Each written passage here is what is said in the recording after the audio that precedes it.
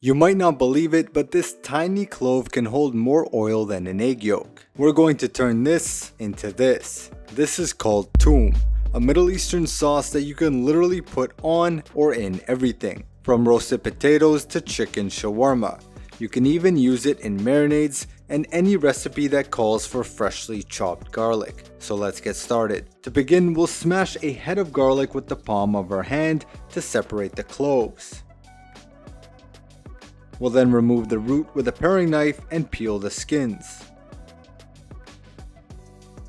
We'll then add about 2 whole heads worth of cloves into a food processor and a good pinch of salt.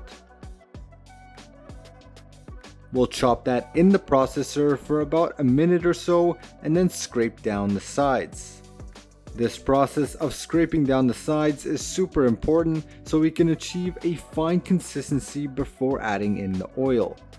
Now about the oil, we'll need to use a neutral oil such as canola or vegetable, and you'll want it in a squeeze bottle so it pours slowly. This will help us achieve a cohesive emulsion.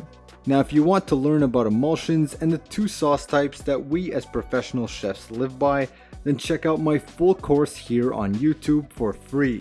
Over 220 lessons that will transform you from a home cook to a pro chef absolutely free. Go check out all the modules on my playlist and become a better cook today. Now back to the video. Next, we'll add the juice from 1 lemon and then continue adding our oil. Now check this out.